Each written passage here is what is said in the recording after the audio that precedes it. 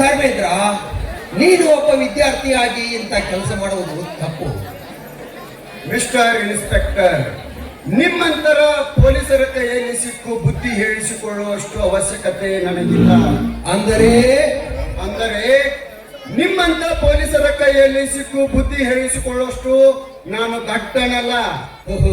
ಹಾಗಾದರೆ ಪಶ್ಚಾತ್ತಾಪ ಪಡುವುದು ನಾನಲ್ಲ ಧರ್ಮೇಂದ್ರ, ನೀನು.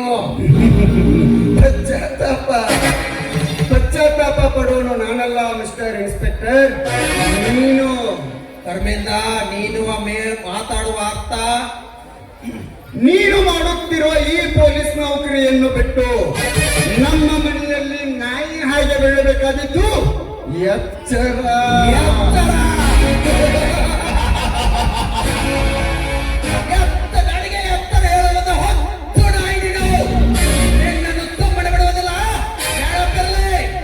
ಈ ಹುಚ್ಚು ನಾಯಿ ನಿನ್ನನ್ನು ಕಚ್ಚದ ಬಿಡೋದಲ್ಲ ಇನ್ಸ್ಪೆಕ್ಟರ್.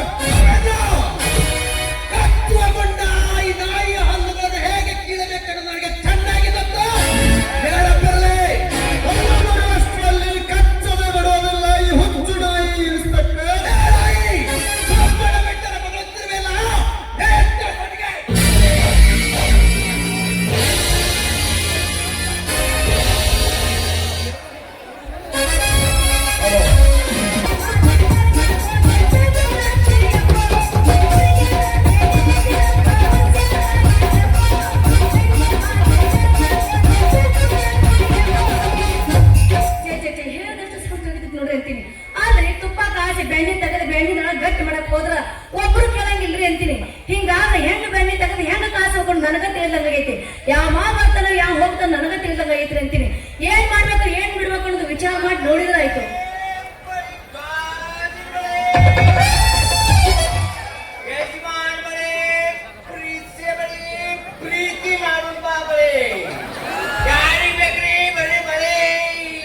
ಏ ಬಳಗರ, ಅದೇ ಪ್ರೀಸನ ಬಾ ಅಂತ ಯಾರಿಗೆನ ಕತ್ತೀರಿ ನೀವು?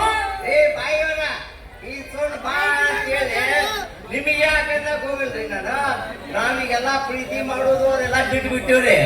ಏನ್ರಿ ಈಗೆಲ್ಲ ಪ್ರೀತಿ ಮಾಡೋದು ಅದೆಲ್ಲ ಬಿಟ್ಟು ಬಿಟ್ಟಿವಿ. ಈಗ ನಾವು ನಮ್ಮ ಬಳಿ ಹೆಸರು ಇಳುವ ಹಂಗದಾವು. ಯಜಮಾನ ಬಳಿ ಪ್ರೀತಿ ಬಳಿ ಪ್ರೀತಿ ಮಾಡೋದು ಬಾ ಬಳಿ ಅಂತ. ಅದಕ್ಕ ಈಗೆಲ್ಲ ಪ್ರೀತಿ ಮಾಡೋದು ಎಲ್ಲ ಬಿಟ್ಬಿಟ್ಟಿವ್ರಿ. ಈಗ ನನ್ನ ಮುಂದ ಬಳಿ ಇಡಿಸು ಬಾಳ ಅದಾವ್ರಿ. ಅದಕ್ಕ ನಾ ಬಕ್ಕಿಲ್ರಿ. ಇಲ್ಲ ಇಲ್ಲಿ ಸಂಧ್ಯಾಗ ಇಲ್ಲ ಸ್ವಾಮಿಗಳ ಮಗಳು ಶಿಲ್ಪಾಗ ಅರ್ಜೆಂಟ್ ಆಕಿ ಇಳಿಸಿ ಕ್ಯಾಸಿ ಅಲ್ಲಿ ಹಕ್ಕಿ ಮಣಿ ಲಕ್ಷ್ಮಾವತಿಗೆ, ಆ ಬಳಿಕ ಮ್ಯಾಲ ದಂಡನ ಪ್ರೇಮ ಅತ್ತಿಗೆ, ಬಟ್ಟೋಲಿ ಹೇಮವ್ಗ ಅಕ್ಕಗ, ಮತ್ತ ಇಲ್ಲಿ ಬಂದ ಇವ್ರ ಹೋಗಿ ಬಿಡ್ರಿ. ಎದರ್ಲೆ ಬಾಯಿ ಹೇಳ್ಬೇಕಂತೀರಿ? ಈಗ ಅನಾಗತ್ರಲ್ಲಿ ಬಾಯಿಂದಂಗ ಆಗೈತಿ ಅಂತ ಬಾಯಿಲಿ ಹೇಳ್ರಿ. ಯಾರ ಅಂತಾರ? ಯಾಕಂದ್ರಿ ನೀವು ಮಣ್ಣಿ ಬಟ್ಟೆ ಕಡ್ದ ನನ್ನ ನೋವು ಮಾಡಿರಿ, ಹೌದ್ರಾ?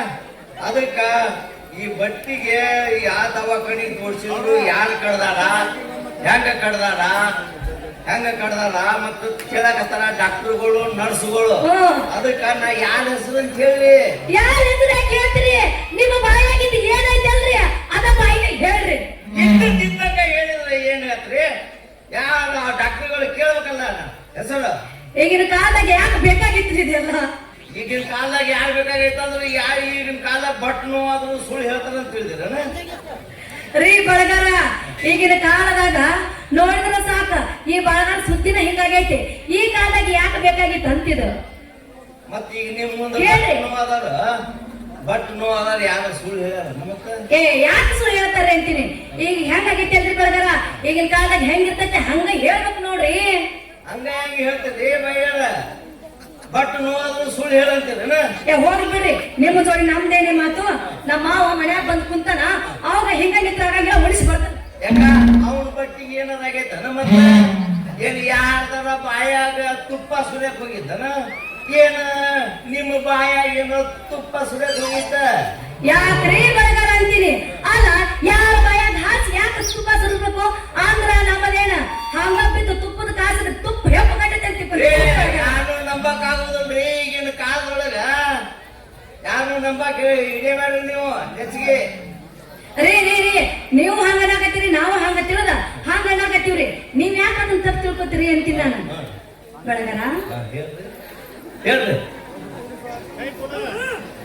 ಈಗ ಐತೇನ್ರಿ, ಇದ ಬಾಳ ಚಂದ ಕಾಣ್ತೈತಿ. ನೀವ್ ಎತ್ತಿಲ್ಲ ಅಂದ್ರ ನಾನು ಎತ್ತಬೇಕಾಗತ್ತ. ಎತ್ತಿದ್ರೆ ನಡುವಲಿಲ್ಲ ಏನಿದ್ರು ದೋ ಮಾರ್ ದೋ ತುಕಡ ಏಕ್ ಮಾಡ್ತೋ ದೋ ತುಕಡ ಏಕ್ ಮಾಡ್ತೋ ದೋ ತುಕಡ ಅಂದ್ರ ಗಡಿಗೆಗಿನ ಬ್ಯಾನಿ ನಿಮ್ಗೂ ಬೇಕಾಗೈತೆ ಅಂತ ಒಟ್ಟು ನಿಮ್ ಕೈ ಹಾಕವ್ರ. ತಡ್ರಿ ಹಂಗಾರ ಗಡಿಗೆ ತರ್ತರ ಕೈ ಹಾಕಕತ್ತ. ನನ್ನ ಗಡಿಗ್ಯಾಗ ನೀವು ಚಂದಂಗ್ ಕೈ ಹಾಕ್ಬೇಕು, ಅದನ್ನ ಕೈ ಬಿಡಬಾರ್ದು. ಕೈ ಒಳಗ್ ಬೇಟಿ ಹಾಕಿದ್ರೆ ಏನಂತ ತಿಳ್ಕೋಬೇಕು. ಹಾಕ್ತೀರಾ? ಹಾಕೇ ಬಿಡ್ತೇನೆ. ನೀವಿಷ್ಟು ಗಟ್ಟಿ ನಿಮ್ಮ ಗಡಿಗೆ ತುಪ್ಪ ಸುಸಿ ಹಾಕ್ರಿ ನನ್ನ ಕೈಯಾಗ ಗಡಿಗಿನ ಹಾಕ. ಅಯ್ಯ ನನ್ನ ಗಡಿಗೆ ಕೈ ಹಾಕ.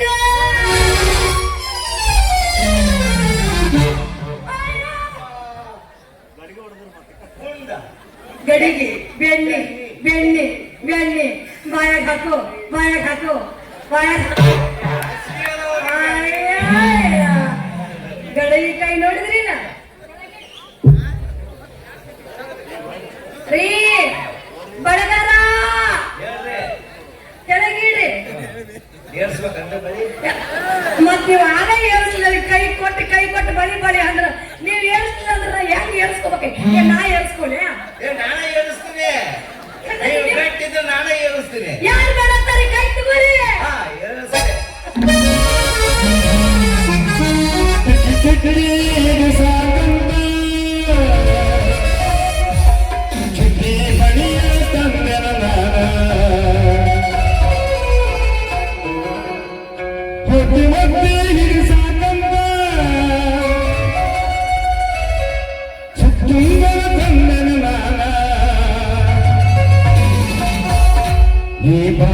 ಚಂದ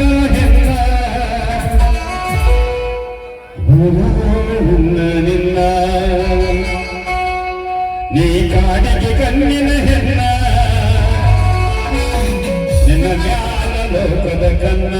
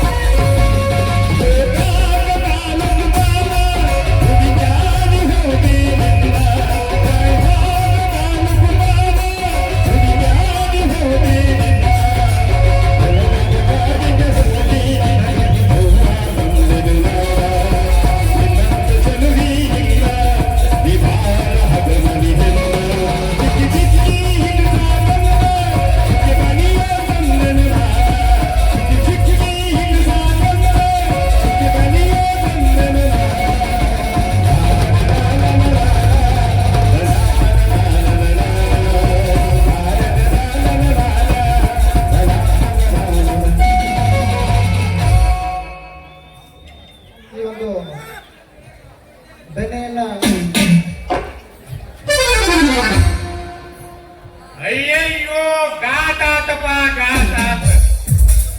ಗಟ್ಟಿನ ಗಡಿಗೆ ತೂತು ಕೆಡದ್ ಬಿಟ್ಟಿರಲಿ. ಹ್ಯಾಂಗಿಗೆ ನಮ್ಮ ಮನ್ಯಾಗ ಇರುವುದು ಒಂದೇ ಗಡಿಗೆ. ನಾ ಹೆಂಗ ಮಾಡೋ ಯವ್ವ? ನನ್ನ ಗಡಿಗೆ ಹೊಡೆದಿಲ್ಲೋ ಯಪ್ಪ, ನಿನ್ನ ಗಟ್ಟೈತ್ಯೋ ಯಪ್ಪ.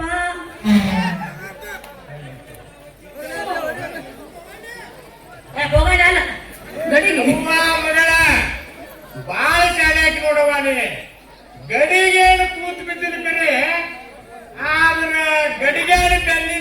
ಬರಲ್ಲ. ಹಂಗಂದ್ರೆ ಏನಪ್ಪ? ಹಂಗಂದ್ರೆ ಏನಪ್ಪ? ಹೌದು, ನನಗೆ ಏನೋ ಒಂದು ನಮೂನೆ ಸಂಶಯ ಬರಕತ್ತೈತಿ. ಯಪ್ಪ, ನನ್ನ ಗಡಿಯೊಳಗ ಬೆಣ್ಣಿಲ್ಲ, ಮಸ್ರಿ ಉಂಡೆದ ಒಂದಿಲ್ಲ ಒಂದ್. ಹೌದವ್ವ ಮಗಳ, ಉಂಡೆ ಕರೆ ಈ ಉಂಡಿ ನಾವು ಯಾರಂತ ಕೇಳಕತ್ತೀನಿ. ಯಪ್ಪ, ನನ್ನ ಗಡಿಗೆ ಬೆಣ್ಣೆ ಒಳಗ ನೀವ ಕಾಸು ನೋಡ್ತೀನಿ ಅಲ್ಲ. ಹೌದವ್ವ, ಈ ಎಲ್ಲ ಗಡಿಗೆ ತಂದು ಬಿಸಿಲಿಗಿಟ್ಟ ಅವ ಸೂರ್ಯ ಕಾಸಿದ ತುಪ್ಪಾತ. ನೀ ಅದು ತುಪ್ಪ ಆಗು ಮಟ್ಟ ಎಲ್ಲಿ ಹೋಗಿದ್ದಿ? ಅಪ್ಪ, ಅದು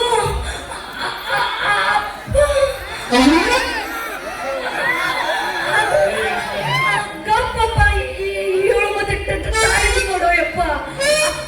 ಅಪ್ಪ, ಅದು ಇವುದಲ್ಲ, ಈ ಸೂರ್ಯನ ಕಡೆ ಬಳೆ ಹಾಕಿದ್ಯಾ? ಹೌದಾ? ಅಲ್ಲೇ ಬಳಗಾರ ನನ್ನ ಮಗಳಿಗೆ ಬಳಿ ಎರಿಸಿದೆ ಎಣ್ಣೆ. ಇಲ್ರಿ, ಏಡ್ಸೇ ಇಲ್ಲ ಇನ್ನು. ಅಲ್ಲೇ ಎರಿಸಿಲ್ಲಂತೆ ಆಕೆ ಕೈ ಮಗನ ಹಿಡ್ಕೊಂಡು ನಿಂತಿ. ಅಲ್ರಿ, ನಿಮ್ಮ ಮಗಳು ಬಂದು ಹಿಡ್ಕೊಂಡು ನಿಂತಿ. ನಿಮ್ಮ ಮಗಳು ಬಂದು ಎಬ್ಸಿದ್ಲು ಮ್ಯಾಗ. ಅದಕ್ಕ ಸೈಜ್ ನೋಡಾಕತ್ತಿದ್ದೆ, ಸೈಜ್ ನೋಡಾಕತ್ತಿದ್ದೆ ನೋಡಾಕತ್ತಿದ್ದೆ. ಅದ್ಮೇಲೆ ನೀವು ಬಂದ್ಬಿಟ್ರಿ. ತಪ್ಪರೆ ಮಗನ. ನೋಡಪ್ಪ, ನಮ್ಮ ಮಗಳಿಗೆ ಹಾಕಿ ಏರಿಸಂದ್ರು ಏರಿಸ್ಬೇಡಿ ಬಳಿ. ನಾ ಎರ್ಸೋದಲ್ರಿ. ಆತವ ಮಗಳ, ಮನೆಗೆ ಹೋಗುನು. ಮತ್ತೆ ನೋಡಿಲ್ಲೇ ನಿನಗೊಂದೊಂದು ಮಾತು ಹೇಳ್ತೀನಿ. ಏನಪ್ಪ? ಈ ರಸ್ತಾದಾಗ ಬಳಿ ಏರಿಸ್ಕೊಳಕ್ ಹೋಗ್ಬೇಡ. ಯಾಕಂತ ತಿಳ್ಕೋ, ಯಾಕ? ಈ ನಾಯ್ಕಲ್ ಮಠ ಕಟ್ಟಿಗೆ ಸುಳಿಕೆರೆ ಮಾಂತೇಶ, ಎಡಳಿ ಮುದಿಯ, ನಮ್ಮ ಲಿಂಗಪ್ಪನವ್ರ ಕೀಷ್ಟ ಡಿಸ್ಕ ಇವರೆಲ್ಲ ನೋಡಿದ್ರಪ್ಪ ಅಂತಂದ್ರ ಅಂದ್ರ ನಿನಗೆ ಏರ್ಸಾಕ್ ಚಾಲು ಮಾಡ್ತಾರ. ಯಪ್ಪ, ಏನಿದೆ? ಬರೀ ಈಗ ಅದಕ್ಕೆ ನಿನಗೆ ಏನಾರ ಏರಿಸ್ಕೊಳಂಗ ಆಗಿತ್ತಂದ್ರ ಮನ್ಯಾಗ ಹೋಗಿ ಏರಿಸ್ಕೋ ಬರೀ. ಪಪ್ಪ, ಏರಿಸ್ಕೂತೀನಿ.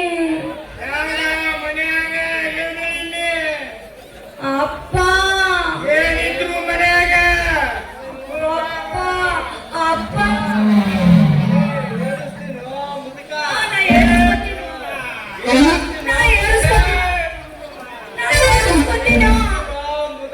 ಏರಿಸ್ಕೊತೀನಿ ಪಪ್ಪ.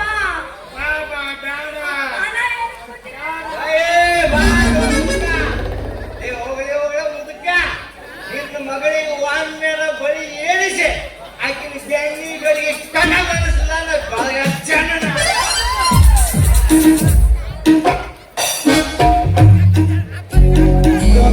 ಬೆಣ್ಣೆ ಮಾರ್ತಕ್ಕಂತ ದುಂಡವ ಪಾತ್ರಕ್ಕೆ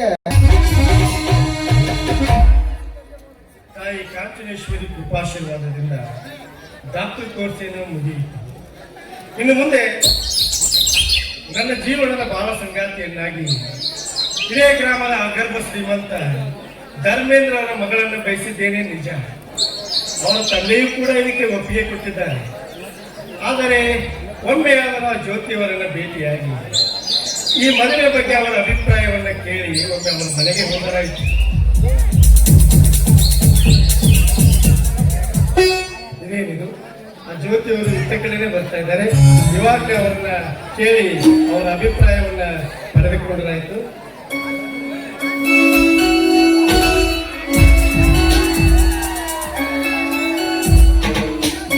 ನಮಸ್ಕಾರ ಜ್ಯೋತಿಯವರಿಗೆ. ನಮಸ್ಕಾರ. ಅಂದ್ಹಾಗೆ ತಾವೇರೆಂದು ಕೇಳಬಹುದೇ? ನಾನು ಡಾಕ್ಟರ್ ವೀರೇಂದ್ರ ಅಂತ. ತಾವಿಗೆ ಬಂದ ಕೆಲಸವೇನು ಅಂತ ಕೇಳಬಹುದಾ?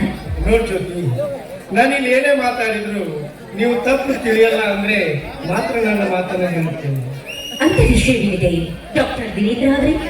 ನೋಡ್ ಜ್ಯೋತಿ ಅವರೇ, ನಿಮ್ಮ ತಂದೆಯವರು ನಿಮ್ಮ ಮನೆಯಲ್ಲಿರುವ ತಿಪ್ಪೇಶಿಯನ್ನು ನನ್ನ ಮನೆಗೆ ಕಳಿಸಿಕೊಟ್ಟಿದ್ದಾರೆ. ನನ್ನನ್ನು ಕರೆದುಕೊಂಡು ಬಾ ಎಂದು ಹೇಳಿದ್ದರು. ಆಗ ತಿಪ್ಪೇಶ್ ಅವರನ್ನು ವಿಚಾರಿಸಿದಾಗ ನಮ್ಮ ಸಾಹುಕಾರ ಧರ್ಮೇಂದ್ರ ಅವರು ತಮ್ಮ ಮಗಳನ್ನು ನಿಮಗೆ ಕೊಟ್ಟು ಮದುವೆ ಮಾಡಲು ತೀರ್ಮಾನಿಸಿದ್ದಾರೆ, ನಿಮ್ಮನ್ನು ಕರೆದುಕೊಂಡು ಬಾ ಎಂದು ಹೇಳಿ ಕಳಿಸಿದ್ದರು. ಆದರೆ ನನಗೆ ಯಾಕೋ ಏನು ಈ ಮದುವೆ ಪ್ರಸ್ತಾಪವನ್ನು ಮುಂದುವರಿಸುವ ಮೊದಲು ನಿಮ್ಮ ಅಭಿಪ್ರಾಯವನ್ನು ಕೇಳಬೇಕು ಎಂಬ ಆಸೆ ಆಯಿತು. ಹಾಗಾಗಿ ನಿಮ್ಮನ್ನು ಭೇಟಿಯಾಗಿ ಈ ಮದುವೆ ಬಗ್ಗೆ ನಿಮ್ಮ ಅಭಿಪ್ರಾಯವನ್ನು ಕೇಳಲು ಬಂದಿದ್ದೇನೆ. ನೋಡಿ ವೀರೇಂದ್ರವರೇ, ನಮ್ಮ ತಂದೆಯವರು ಹೇಳಿರಬಹುದು ನಿಜ, ಆದ್ರೆ ನೀವು ತಿಳಿದುಕೊಂಡ ಹಾಗೆ ನಮ್ಮ ತಂದೆಯವರು ಒಳ್ಳೆಯವರಲ್ಲ. ಅದಕ್ಕಾಗಿ ಒಂದು ವೇಳೆ ಯಾವುದೇ ಕಾರಣಕ್ಕಾಗಿ ಅವರ ಜೊತೆ ತಮ್ಮ ವಿರುದ್ಧವಾದ್ರೆ ಆಮೇಲೆ ನನ್ನನ್ನ ಅನಾಥನನ್ನಾಗಿ ಮಾಡಬೇಕಾಗುವುದು.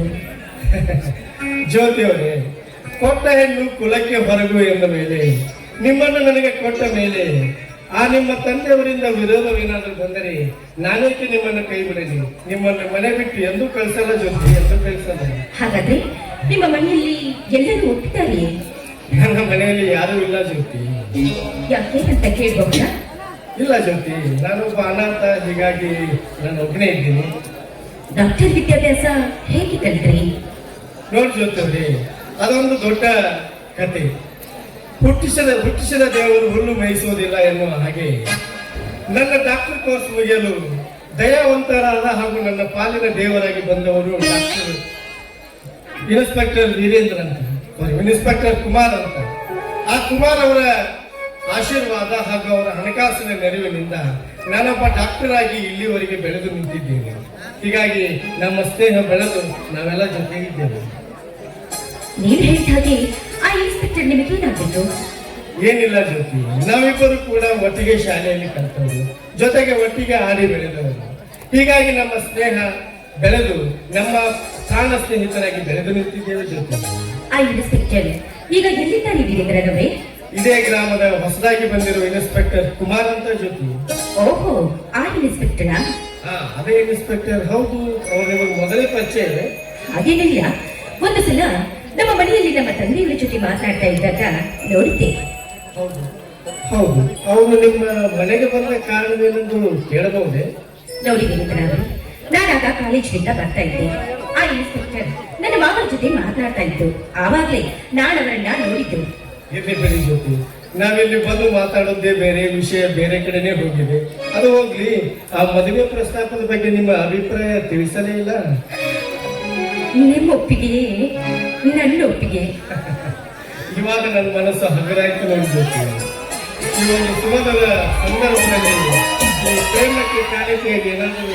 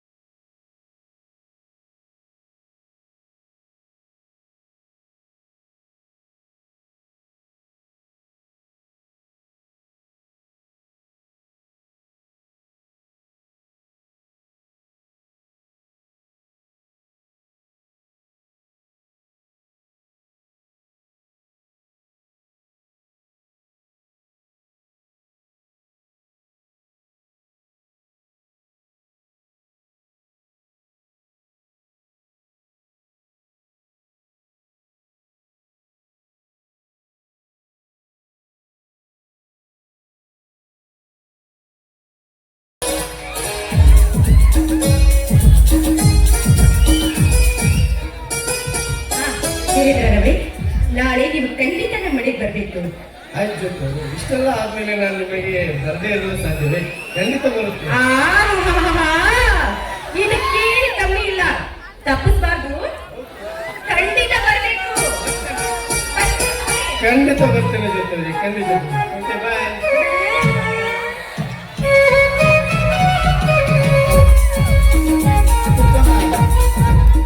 ಹಲೋ, ಈ ಒಂದು ತಿಪ್ಪಣ್ಣ ಪಾತ್ರ ಮಾಡಿದಂತ ನಮ್ಮ ಮಾವನವರಾದಂತ ರಮೇಶ್ ಅರಕೇರಿ ಅವರಿಗೆ ಚೈತ್ರ ಕೋಣಪ್ಪನವರು ಒಂದು ಸಾಕಾಗೋಯ್ತು.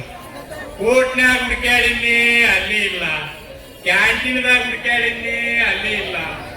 ಎಲ್ಲಾದ್ರೂ ಏನ್ ಮಾಡ್ಯಾನ ಗೊತ್ತಿಲ್ಲಪ್ಪ. ನಮ್ಮ ದನಿಯಾರಂತೂ ಅರ್ಜೆಂಟ್ ಕರ್ಕೊಂಬ ಅಂತ ವಿಚಾರ. ಕಾಲ ನುಸಾಕತ್ತೇವ ನೋಡ್ರಿ. ಏನ್ರಿ ತಿಪ್ಪಸೋರ ದಾರಿ ನಿಂತು ಯೋಚನೆ ಮಾಡಕತ್ತಿರಲ್ಲ? ಬರೀ ಚಂದ್ರಕಾಂತ್ ವಕೀಲಪ್ಪನವ್ರ, ನಾನು ನಿಮ್ಮ ದಾರಿನ ಕಾಯಕತ್ತಿದ್ನಿ. ಯಾಕ್ರಿ ನನ್ ದಾರಿ ಕಾಯಕತ್ತಿದ್ರಿ? ನೋಡ್ರಿ, ನಮ್ಮ ದನಿಯಾರ್ದ ಏನ ಕೆಲಸ ಐತಂತ ಅರ್ಜೆಂಟ್ ಕರ್ಕೊಂಬ ಅಂತ ಹೇಳ್ಯಾರ ನಿಮ್ಮನ್ನ. ನಾವು ನಿಮ್ ಸಾಕಾರ ಭೇಟಿ ಆಗ್ಬೇಕಾಗಿತ್ರಿ. ಟೈಮ್ ಆಗಿತ್ತು, 3 ಅರ್ಜೆಂಟ್ ಐತಿ, ನೋಡಿ ಹೋಗೋಣ ಹಂಗಂದ್ರ. ಹಾ, ಬರ್ರಿ, ಅಲ್ಲೇ ತೋಟದ ಮನ್ಯಾಗ ಅದಾರ. ಎಲ್ಲಾ ವ್ಯವಸ್ಥೆನೂ ಐತಿ, ಜವಾರಿ ಕೋಳಿನೂ ಮಾಡಿವ. ನೋಡ್ರಿ,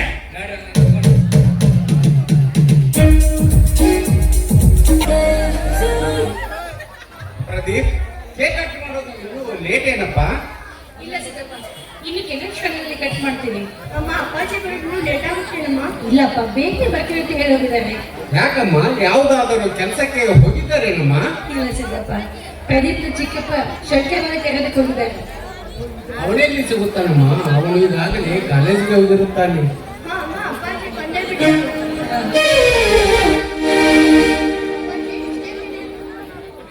ನೋಡು ಪ್ರದೀಪ, ನಿನ್ನ ಬರ್ತ್ಡೇಗೆ ಶಂಕರನ್ನು ಕರೆದುಕೊಂಡು ಬರುವಷ್ಟರಲ್ಲಿ ಲೇಟ್ ಆಯ್ತು. ಶಂಕರ್, ಏನಾದರೂ ಕಾಣಿಕೆಯ ತಂದಿರುವೆ ಏನಪ್ಪ? ಅಪ್ಪ, ನಾವು ಬಡವರು, ನಮ್ಮ ಹತ್ತಿರ ಕಾಣಿಕೆ ಕೊಡಲು ಏನಿದೆ ಅಪ್ಪ, ಆದರೂ ಒಂದು ಚಿಕ್ಕ ಕಾಣಿಕೆಯನ್ನು ತಂದಿರುವೆ. ಚಿಕ್ಕಪ್ಪ, ನೀನು ತರದೇ ಇದ್ದರೂ ಪರವಾಗಿಲ್ಲ, ಆದರೆ ನೀನು ಬಂದೆಲ್ಲ ಅಷ್ಟೇ ಸಾಕು. ಶಂಕರ್, ಅದೇನೋ ಒಂದು ಚಿಕ್ಕ ಕಾಣಿಕೆ ತಂದಿರುವೆ ಎಂದೆಯಲ್ಲ, ಏನಪ್ಪ ಅದು? ನಾ ಕೊಡುವ ಕಾಣಿಕೆ ಚಿಕ್ಕದೇ ಇರಬಹುದು. ಪೂರ್ತಿ ಚಿಕ್ಕದಾದರೂ ಕೀರ್ತಿ ದೊಡ್ಡದು ಎಂಬಂತೆ ಒಬ್ಬ ಬಡವನಿಗಾಗಲಿ, ಒಬ್ಬ ಶ್ರೀಮಂತನಿಗಾಗಲಿ, ಓರ್ವ ವಿದ್ಯಾರ್ಥಿಗಾಗಲಿ, ಒಬ್ಬ ಕಲಾವಿದನಿಗಾಗಲಿ ಅದು ಅವಶ್ಯವಾಗಿ ಬೇಕೇ ಬೇಕು. ಅಂತ ಒಂದು ಚಿಕ್ಕ ಕಾಣಿಕೆ ನನ್ನದು. ಚಿಕ್ಕಪ್ಪ, ಅಂತ ಚಿಕ್ಕ ಕಾಣಿಕೆ ಏನದು? ಪ್ರದೀಪ, ನಾ ಕೊಡುವ ಕಾಣಿಕೆ ಚಿಕ್ಕದು ಎಂದು ಭಾವಿಸಬೇಡ. ನಾ ಕೊಡುವ ಕಾಣಿಕೆಯಿಂದ ನೀನೊಬ್ಬ ದೊಡ್ಡ ಅಧಿಕಾರಿಯಾಗಿ ಈ ಸಮಾಜದ ಕೀರ್ತಿಯನ್ನು ಬೆಳಗಬೇಕು. ತೆಗೆದುಕೊಳ್ಳಿ. ಚಿಕ್ಕಪ್ಪ, ನೀನು ಕೊಟ್ಟಿರುವ ಕಾಣಿಕೆ ಕಣ್ಣಿಗೆ ಮಾತ್ರ ಚಿಕ್ಕದು ನಿಜ, ಆದರೆ ನೀ ಕೊಟ್ಟ ಈ ಕಾಣಿಕೆಯಿಂದ ನಾನೊಬ್ಬ ದೊಡ್ಡ ಅಧಿಕಾರಿಯಾಗಿ ನಮ್ಮ ದೇಶದ ನಿಷ್ಠಾವಂತ ಪ್ರಜೆಯಾಗಿ ದೇಶದ ಸೇವೆಯನ್ನು ಮಾಡುತ್ತೇನೆ. ಪ್ರದೀಪ, ತುಂಬಾ ಲೇಟ್ ಆಯ್ತು, ಕೇಕ್ ಕಟ್ ಮಾಡಿಪ್ಪ.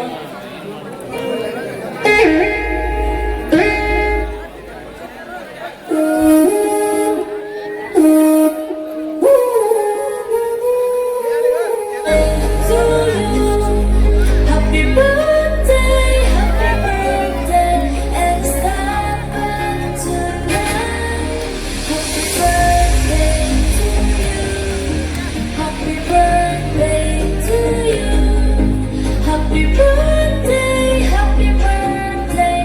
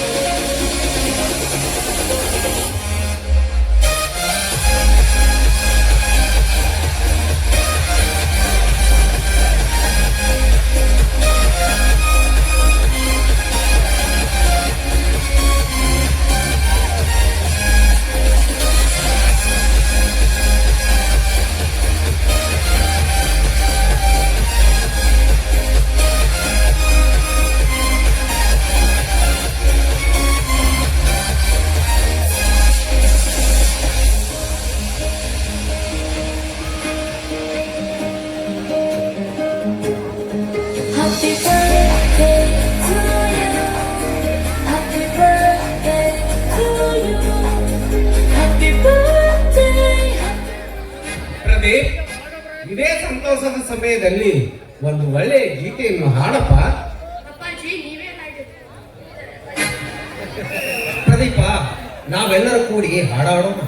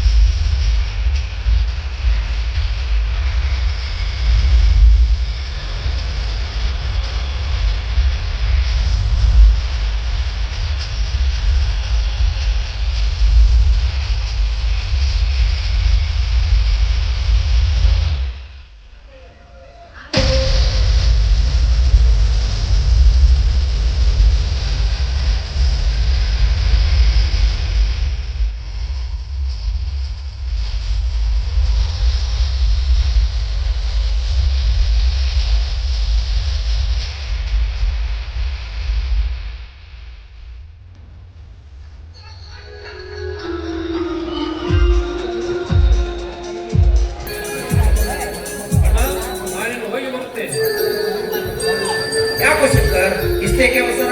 ಊಟ ಮಾಡಿಕೊಂಡು ಹೋಗು. ಅಡಿಗೆ ಸಿದ್ಧವಾಗಿದೆ, ಶಂಕರ್ ಊಟ ಮಾಡ್ಕೊಂಡು ಹೋಗಪ್ಪ. ಚಿಕ್ಕಪ್ಪ ನಾನು ಕೂಡ ನೀನ್ ಹೆಂಡತಿಯ ಊಟ ಮಾಡಲಾರೆ. ಆಯ್ತು, ನಡೆಯಿರಿ, ಎಲ್ಲರೂ ಕೂಡಿ ಊಟ ಮಾಡೋಣ.